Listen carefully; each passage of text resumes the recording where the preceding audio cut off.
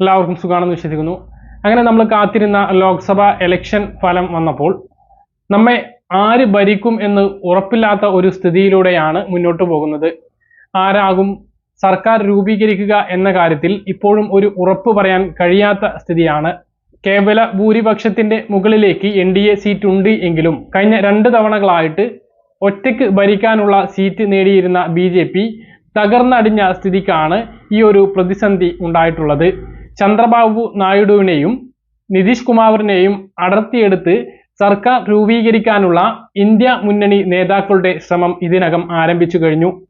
അതുപോലെ NDAയിൽ ഒപ്പമുള്ളവരെ കൂടെ നിർത്താനും പുറത്തുനിന്നുള്ളവരെ കൂടെ കൂട്ടാനും BJP നേതൃത്വവും നടപടികൾ തുടങ്ങിക്കഴിഞ്ഞു. എല്ലാ NDA നേതാക്കളോടും ഡൽഹിയിലെത്താൻ അമിത്ഷായും മോഡിയും ആവശ്യപ്പെട്ടിട്ടുണ്ട്. ഇന്ത്യ മുന്നണി നാളെ യോഗം ചേരും.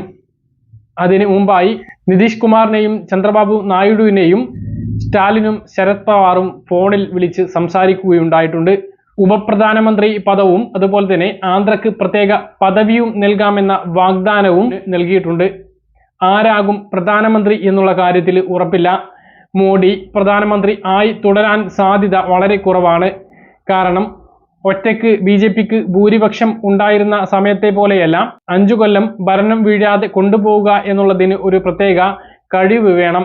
ഒറ്റയ്ക്ക് BJP ഭരിക്കാനുള്ള സീറ്റുണ്ടായപ്പോൾ വേണമെങ്കിൽ ഞങ്ങളോടൊപ്പം കൂടിക്കോളൂ എന്ന് പറഞ്ഞ BJPയുടെ വലിയേട്ടൻ മനോഭാവം ഇനി പറ്റില്ല.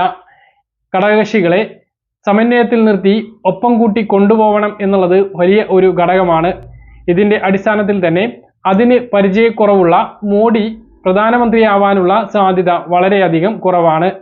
തെരഞ്ഞെടുപ്പ് ഫലം വന്നാൽ റോഡ് ഷോയായി മോഡി എത്തും എന്ന് പറഞ്ഞിടത്തു നിന്ന് ഈ ഒരു അവസ്ഥയിലേക്ക് എത്തിയത് UPയിൽ ഉണ്ടായിട്ടുള്ള കനത്ത പരാജയമാണ്. രാമക്ഷേത്രം നിലനിൽക്കുന്ന മണ്ഡലത്തിൽ പോലും BJP തകർന്നടിഞ്ഞത് BJPക്ക് വലിയ തിരിച്ചടിയാണ് ഉണ്ടായിട്ടുള്ളത്. മോഡിക്ക് 5 ലക്ഷത്തോളം ഭൂരിപക്ഷം ഉണ്ടായിരുന്നത് 1.5 ലക്ഷത്തിലേക്ക് ചുരുങ്ങി. അതേസമയം UPയിൽ ഏറ്റവും വലിയ ഭൂരിപക്ഷം നേടുന്ന സ്ഥാനാർത്ഥിയായി രാഹുൽ ഗാന്ധി മാറി. റായ്ബറേലിയിൽ 3.5 ലക്ഷത്തിന് മുകളിലാണ് രാഹുൽ ഗാന്ധിയുടെ ഭൂരിപക്ഷം. മോഡിയല്ലെങ്കിൽ NDAയിൽ ആര് പ്രധാനമന്ത്രി ആകും എന്നുള്ള ചോദ്യവും ഇതിനകം ഉയർന്നിട്ടുണ്ട്. വളരെ നിർണായകമായിട്ടുള്ള ഒരു തെരഞ്ഞെടുപ്പാണ് നടന്നത്. ഭരണവിരുദ്ധ വികാരം മാത്രമല്ല എന്നും കേന്ദ്ര ഏജൻസികളെ ഉപയോഗിച്ച് വേട്ടയാടുന്നതിനുള്ള ഫലമാണ് ഇത് എന്നും രാഹുൽ ഗാന്ധി പ്രതികരിച്ചു. ഇന്ത്യൻ ജനാധിപത്യത്തിന്റെ വീണ്ടെടുപ്പാണ് നടന്നത് എന്നും അദ്ദേഹം പറഞ്ഞു. ഇന്ത്യ സെക്കം ഭരണത്തിലെത്തുകയാണ് എങ്കിൽ ഉപപ്രധാനമന്ത്രി സ്ഥാനം മമതയും ആവശ്യപ്പെട്ടേക്കും എന്നുള്ള റിപ്പോർട്ടുകൾ വരുന്നുണ്ട്. ആരാകും പ്രധാനമന്ത്രി സ്ഥാനത്തിലേക്ക് എത്തുക എന്നുള്ള കാര്യം ഇപ്പോഴും ഉറപ്പില്ല. ഏറ്റവും വലിയ ഒറ്റകക്ഷിയായിട്ടുള്ള BJP തന്നെയായിരിക്കും സർക്കാർ ഉണ്ടാക്കാൻ ആദ്യം സമീപിക്കുക. ഇന്ത്യ സഖ്യത്തിനും 230-ലേറെ സീറ്റ് ഉണ്ടായതുകൊണ്ട് തന്നെ സർക്കാർ ഉണ്ടാക്കാനുള്ള അവകാശവാദം ഉന്നയിക്കാനാകും. ഇന്ത്യ സഖ്യത്തോടൊപ്പം തിളങ്ങിയത് കോൺഗ്രസ് ആണ്. കഴിഞ്ഞ തവണ ഉണ്ടായിരുന്ന 52 സീറ്റുകളിൽ നിന്നും 100 സീറ്റുകളിലേക്ക് കോൺഗ്രസ് ഉയർന്നു. കോൺഗ്രസിന്റെ ഒരു തിരിച്ചുവരവാണ് ഈ ഒരു തെരഞ്ഞെടുപ്പിൽ കണ്ടിട്ടുള്ളത്. ആരാകും പ്രധാനമന്ത്രി എന്നറിയാൻ ഇനിയും മണിക്കൂറുകൾ നമ്മൾ കാത്തിരിക്കണം. വലിയ കുതിരക്കച്ചവടത്തിനും കൊടുക്കൽ വാങ്ങലുകൾക്കും ഡൽഹി വരും മണിക്കൂറുകളിൽ വേദിയാകും. ഇനി ഒരു സർക്കാർ തൂങ്ങി അധികാരത്തിൽ വന്നാൽ പോലും അത് 5 വർഷം പൂർത്തിയാക്കും എന്നുള്ള കാര്യത്തിൽ ഒരു ഉറപ്പും ഇല്ലാതെയായിരിക്കും പോവുക.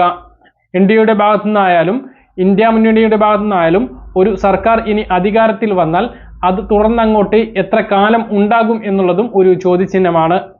രാഷ്ട്രീയത്തിനപ്പുറം മതം പറഞ്ഞും വർഗീയത പറഞ്ഞും വോട്ട് പിടിച്ച BJPക്ക് ഏറ്റവും വലിയ ഒരു തിരിച്ചടി തന്നെയാണ് ഇതിലൂടെ നേരിട്ടിട്ടുള്ളത്. അതേസമയം കേരളത്തിൽ BJPക്ക് വലിയ നേട്ടമാണ് ഉണ്ടായിട്ടുള്ളത്. ആദ്യമായി BJPക്ക് താമര ചിഹ്നത്തിൽ ഒരു സ്ഥാനാർത്ഥി വിജയിച്ചു. അതേസമയം CPM കേരളത്തിൽ തകർന്നടിഞ്ഞു. ഭരണവിരുദ്ധ വികാരം തന്നെയാണ് കേരളത്തിൽ CPMനെ പുറകോട്ടടിച്ചത്. നികുതി ഭാരം ജനങ്ങളുടെ തലയിൽ ഏറ്റിവെച്ചും വിലക്കയറ്റത്തിൽ കാര്യമായ ഇടപെടലുകൾ നടത്താതെയും സപ്ലൈകോ അടക്കമുള്ളവ അടച്ചുപൂട്ടാനാക്കിയ സർക്കാരിനുമുള്ള തിരിച്ചടി തന്നെയാണിത്. ക്ഷേമ പെൻഷൻ ഇത്രയും മാസത്തേത് മുടങ്ങിയതും സർക്കാരിന് തിരിച്ചടിയായിട്ടുണ്ട്. എന്തായാലും ഇനിയും നമ്മുടെ സംസ്ഥാനത്ത് ഉപതെരഞ്ഞെടുപ്പുകൾ വരാനുണ്ട്. പാലക്കാട് ഷാഫി പറമ്പലിന് പകരമായിട്ടൊരു ഇലക്ഷൻ നടക്കാനുണ്ട്. ദേവസ്വം മന്ത്രി കെ രാധാകൃഷ്ണൻ ആലത്തൂരിൽ നിന്നും ജയിച്ചപ്പോൾ ചേലക്കരയിൽ ഒരു തെരഞ്ഞെടുപ്പ് അനിവാര്യമായി. രാഹുൽ ഗാന്ധി റായ്ബറേലിയിൽ നിന്നും വയനാട്ടിൽ നിന്നും ജയിച്ചിട്ടുണ്ട്. ഏതെങ്കിലും ഒരു സീറ്റ് രാജിവെക്കേണ്ടി വരും. വയനാടാണ് രാജിവെക്കുന്നതെങ്കിൽ വയനാട്ടിലും ഒരു തെരഞ്ഞെടുപ്പ് ഉണ്ടാകും. അങ്ങനെ 3 ഉപതെരഞ്ഞെടുപ്പുകൾ സംസ്ഥാനത്ത് 6 മാസത്തിനുള്ളിൽ ഉണ്ടാകും. സംസ്ഥാനത്ത് കേരള കോൺഗ്രസിന്റെ നിലനിൽപ്പ് തന്നെ ചോദ്യം ചെയ്യുന്ന രൂപത്തിലാണ് തോമസ് ചാഴിക്കാടന്റെ തോൽവി ഉണ്ടായത്. LDFിൽ 2 രാജ്യസഭാ സീറ്റിൽ ഒഴിവുള്ളത് ഒന്ന് CPMന് വേണമെന്നും മറ്റേത് CPIക്ക് വേണമെന്നും പറയുന്നു. ഈ ഒരു സാഹചര്യത്തിൽ ജോസ് കെ മാണിക്കും രാജ്യസഭാ സീറ്റ് നഷ്ടമാവുകയാണ് എങ്കിൽ കേരള കോൺഗ്രസിന് വെറും MLAമാരെ കൊണ്ട് LDFിൽ തുടരേണ്ടി വരും. ഇത് കേരള കോൺഗ്രസിൽ ഒരു പുനരാലോചനയ്ക്ക് വഴിയൊരുക്കും. മലപ്പുറത്ത് മുസ്ലിം ലീഗിന്റെ സ്ഥാനാർത്ഥികൾക്ക് മിന്നുന്ന ജയമാണ് ഉണ്ടായിട്ടുള്ളത്. പൊന്നാനിയിൽ റെക്കോർഡ് ഭൂരിപക്ഷത്തിലാണ് അബ്ദുസമദ് സമദാനി ജയിച്ചു കയറിയത്. മലപ്പുറം ലോക്സഭാ മണ്ഡലത്തിലും 3 ലക്ഷത്തിന് ഭൂരിപക്ഷം. എറണാകുളത്ത് IB ഈഡനും ഇടുക്കിയിൽ ഡീൻ കുര്യാക്കോസും റെക്കോർഡ് ഭൂരിപക്ഷമാണ് നേടിയിട്ടുള്ളത്. കണ്ണൂരിൽ K സുധാകരനും വടകരയിൽ ഷാഫിയും വലിയ ഭൂരിപക്ഷം നേടി. LDFിന് സമാധാനിക്കാൻ ആലത്തൂർ മാത്രമാണുള്ളത്.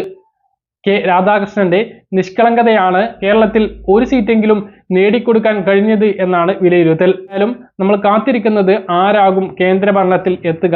NDA തന്നെ അധികാരത്തിൽ വന്നാൽ മോദി പ്രധാനമന്ത്രിയായി തുടരുമോ, മോദി ആയില്ലെങ്കിൽ മോദിക്ക് പകരം ആരാകും എന്നുള്ളതൊക്കെയാണ് നമുക്ക് കാത്തിരുന്ന് കാണാം. നിങ്ങളുടെ അഭിപ്രായങ്ങൾ താഴെ കമന്റായി രേഖപ്പെടുത്തുക.